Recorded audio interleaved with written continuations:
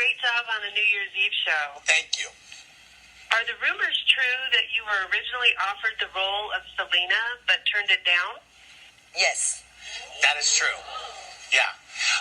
Because they offered it to me like a week after she died. Right. A little bit distinct. They were. Hey, it's Tia, baby. And I am back with another video. So this is part one of the dynamic between Abraham and Selena. Now, this was a special request from a generous subscriber who loved my first video as well as the latest video that I have sent. And I want to thank this person for their many compliments, as well as our conversations in the comments about my video. I'm going to shout this person out. Asia Blue, I think I'm pronouncing your name correctly. Thank you for your many comments and your support and your support and everything. I really do appreciate it. And as well as the many others who supported my videos pertaining to Selena and encouraging me to do more. And I will do more. This video is part one of their dynamic. As you saw in the little clip before, in the beginning of this video, it shows an interview between I forgot the name, the guy whose show she was on. I think it's What's Happening Live on Bravo. And a fan had called in and asked Salma Hayek, was it true that she was offered to play Selena?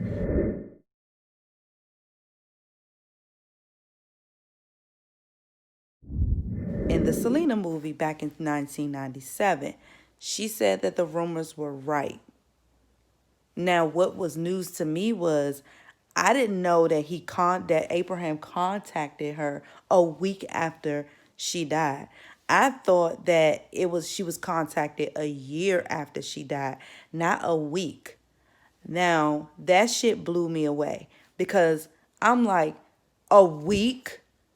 Like, a week? She's not even in the ground yet, and you already calling around offering roles to play your daughter, the daughter that just passed away, your child that you always wanted to keep her as a child has passed away, and you're already calling around asking people to play her.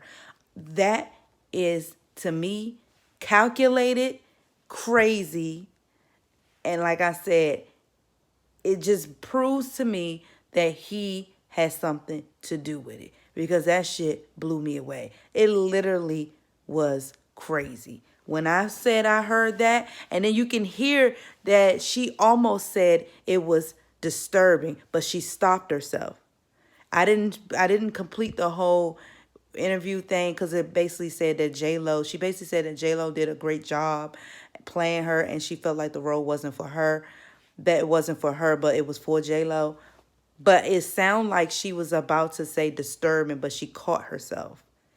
That shit was disturbing, and you should have said it because it was disturbing. And maybe people will look at them different if she would have said that. A week though? But we're going to go on. So, as you all know, Abraham is Quintanilla is Selena's father. Like in the movie, he had a band or a group called the Dinos.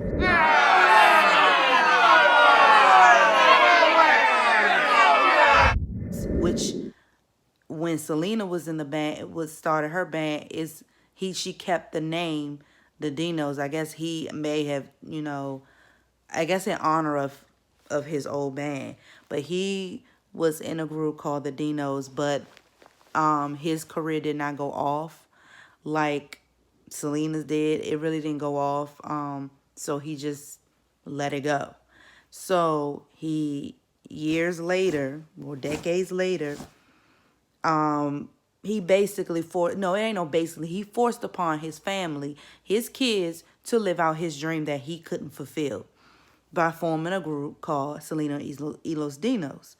And they performed for weddings, grand openings, restaurants, whatever, carnivals, fairs, whatever you want to call it, dances. They were opening up for them, for stuff like that, until their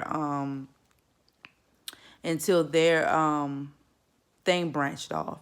Now, he also had a restaurant, and then he also had his children perform at his restaurant that he had. Now, I'm thinking about it. This man had a restaurant, and he was still, managing his children in their band that they just started. Marcella was supportive, even though she really didn't like the fact that, she had their kids, out late at night and stuff, performing and stuff like that. She was supporting her husband. Now, years later, when Selena became Selena, and she wanted to open up her boutique, Abraham was against it. But he had a restaurant, a business, outside of his managing his kids and stuff. So why couldn't Selena do it? The only individuals that supported Selena in her new endeavors was her mother and her husband. Not her father or any other people that was in her family. Those two, the only two that supported her all the way. Okay. So, next. Okay. So, I saw an interview. I saw an interview on YouTube, and it was about the death of Selena, I guess a year later. And the reporter said famous for how she died, how she lived her life, and famous for how she died. Then it says, after her death, her name is now famous. Doesn't that ring a bell? He knew what he was doing. He knew exactly what he was doing. He knew that through death, she would become more famous. Through death, she would become famous. And look what they said it. They said it. Not I. I just believed it, that's what it was, but they said it. They fucking said it. Icing on a fucking cake. Then in an interview, the same interview, he said, they interviewed him. He said the reality is she is dead and we have to live with it. What the fuck? True, it is a reality that she is passed away, but the fuck, it's not what you say, it's how you say it.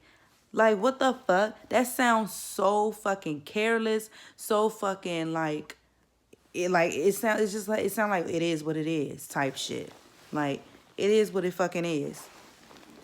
Like, bitch, that shit could have been avoided had you been on your P's and Q's like you were when she and Chris was sneaking around. How tight you were to make sure they weren't seeing each other, but you was so loose when it came to her and Yolanda. What the fuck? On to the next. So, I also read that Selena could not stand hurting anything. But it's so funny how she couldn't stand hurting anything or anyone, but the people around her didn't mind hurting her. And she endured that. what was so disturbing to me about her, about Abraham, is that he was so psycho that he had Chris and Selena hiding in hotels, sneaking around.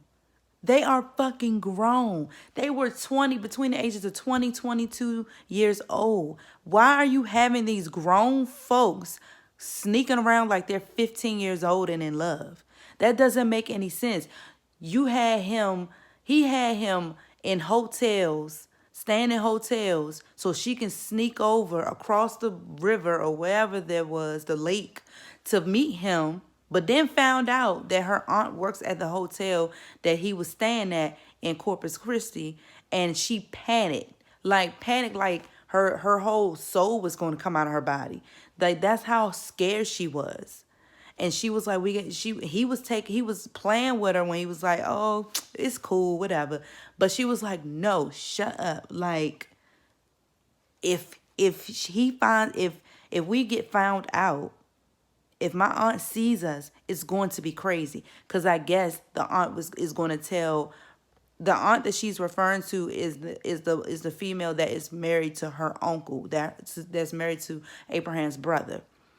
And I guess if she would find out that Selena was sneaking around with Chris in the hotel, that she was going to tell her husband, and her husband was going to go back and tell, which I mean the uncle, is going to go back and tell Abraham, and he was going to go mayhem on them.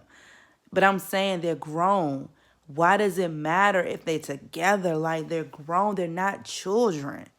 They both had their own place. Selena was at the time was living in an apartment in Corpus Christi, because at this time it was 1991, so she was around 20, about to turn, yeah, she was around 20. He was already, I think, 22 or 21, 22, because he was a couple of years older than her. And he had his own apartment in San Antonio. So they were both not living with family. I mean, they weren't living under their parents' roof. They both were making their own money. They're grown. They're over the age of 18. Why does it matter if they're together? Like, I don't understand. Like, that's the single white female shit that I was saying. Like, what the fuck? What does it matter? Again. So, down the line here, because I have notes.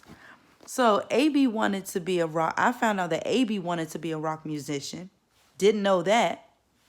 But that was put on hold. Why? Why do you think? Because of the devil.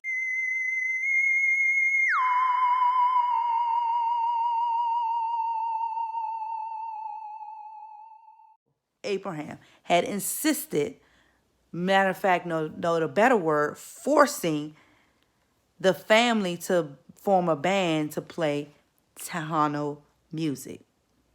Abraham basically shoved his dreams into his children. Like I said in the beginning, Abraham wanted Chris to keep an eye on her at all times when he was away. For what? She is a grown woman. She has a mind of her own. She is not that fragile. He's making it seem like she's a fragile little baby.